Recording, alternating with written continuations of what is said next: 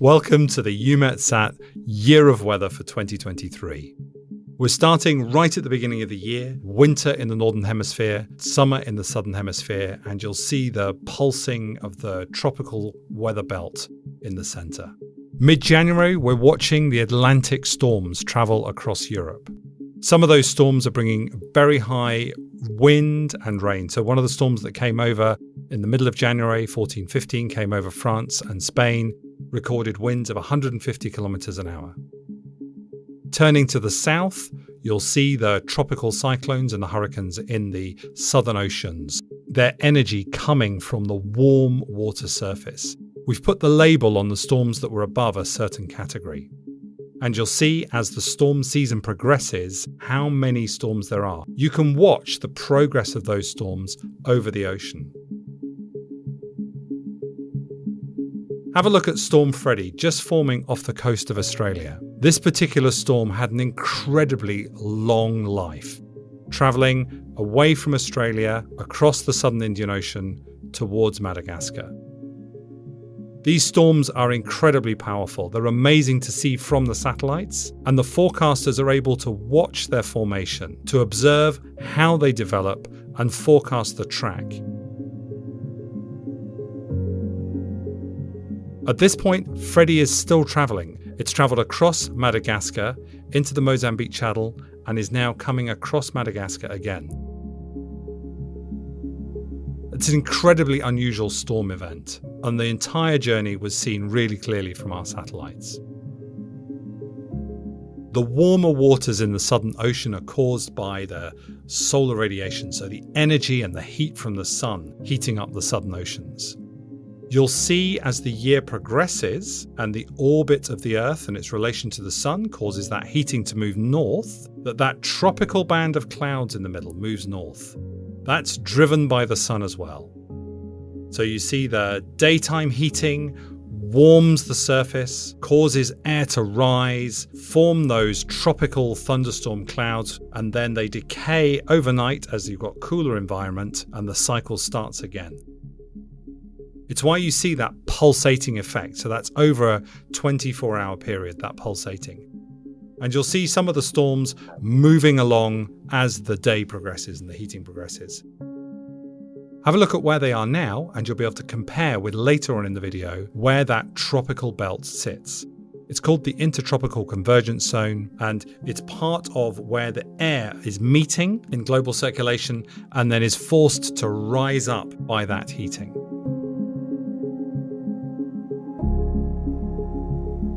So we're now moving to the end of April. If you look at Europe, we still have the occasional storm travelling across the Atlantic Ocean. But you'll also start to see there are days, particularly in the southern parts of Europe, where there's much less cloud. So for solar generation, this is great news because we're now starting to see more solar power being available. But also, we're starting to get into the much drier part of the year.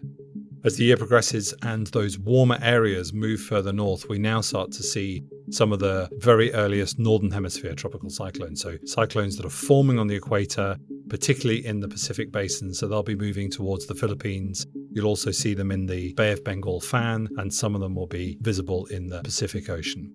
One of the biggest storms of the year was Cyclone Manuel, also known in the Philippines as Cyclone Betty. And you'll see that storm forming just north of Australia and then travelling over towards the Philippine Islands. Manuel caused significant damage, particularly when it reached Japan. It also travelled over Guam and had some effects on the Philippines as well.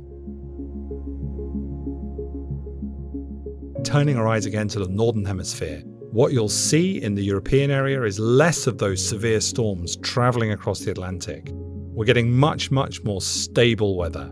What we're showing you in these images is the clouds taken from the geostationary ring. They're from the infrared channels on board those satellites. And we're putting them on top of a natural Earth representation.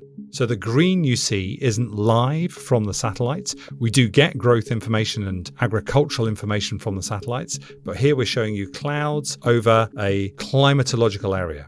In Europe, we're starting to build up a very dry situation. So quite a drought. And through the course of the summer, we actually saw quite some heat wave. The same was also true in North America, but that was accompanied with a really severe fire season. Now, in these particular images, we don't see the smoke so well. These can be seen by the satellites, but we need to look at channels there that are very, very sensitive to the smoke particles in the atmosphere. And when we look at those channels, and you can see some of these cases on the EUMETSAT website, you'll be able to see smoke from the Canadian fires that was travelling away from Alberta, the centre of Canada, over the eastern seaboard of the US, travelling across the Atlantic and reaching Europe. Many people were able to see the effects of that Canadian fire smoke in Europe in the sunsets. So the sunlight was being scattered by the smoke particles at sunset and making the sky that really deep red. Europe experienced a significant and sustained heat wave towards the end of July, beginning of August during this particular summer period. The anticyclone, so the high pressure, was centered over southern Europe, and what that was doing was driving the cooler air north and over other parts of the European continent. There was a 10-degree temperature difference, so Paris was experiencing 35, 36 degrees, whereas Athens was experiencing 45, 46 degrees, really high temperatures. And that leads to quite significant societal effects. So it was seen inside the hospital admissions and the demand for energy, for cooling, and people trying to find cooler spaces and safe spaces to be during these hot periods.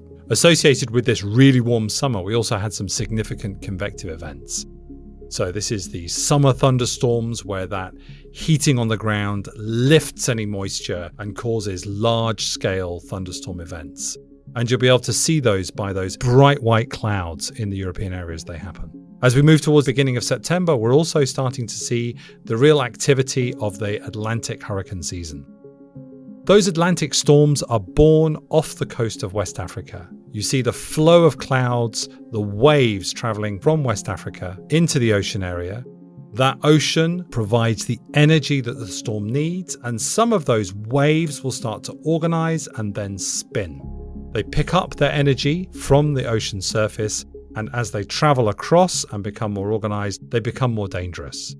Those storms take a while to develop, so they can be very, very well forecast. It doesn't reduce their effect in terms of the hazard, but it does reduce the damage and the loss of life and the loss to property as people are able to protect themselves. You'll also see storms continuing in the Pacific areas, both in the East and West Pacific. So we're heading into late autumn in the Northern Hemisphere. Those Atlantic storm seasons are carrying on. The cyclone season, the hurricane season, is still active. And some of those hurricanes will actually travel. They'll go maybe across the Caribbean, turn north, and then head towards Europe. Those are extratropical storms, and they can lead to very significant storm events in Europe. You'll see we've got more of the cloud events coming over, and there were quite some number of named storms for this winter season. One of the named storms affecting Europe was Storm Kieran, that was running just towards the end of October, beginning of November. This caused huge rain and wind right across Europe. These storms are named in cooperation. So the weather services talk to each other, and they are named when people know that there's going to be a significant event. So the naming is part of the warning process. EUMETSAT, we're based in Europe, and we're focusing on providing services to our member states in Europe, but we also provide our images to partners all around the world so that everybody is capable of monitoring the weather and forecasting these weather events. The images that we show you here come from the global partnership. We're showing you data from our satellites over Europe and Africa and the Indian Ocean, the American satellites and the Japanese satellites. These are brought together by our colleagues in Météo-France, thank you to you. And what that enables is a truly global, permanent, and continuous view of the Earth's weather system. Its primary purpose is for looking out for these storms and for monitoring changes in the Earth's climate. We have the full record of these data, which are used in studying climate change. But they're also really useful in understanding the Earth's system and the processes, so they're used by scientists around the world.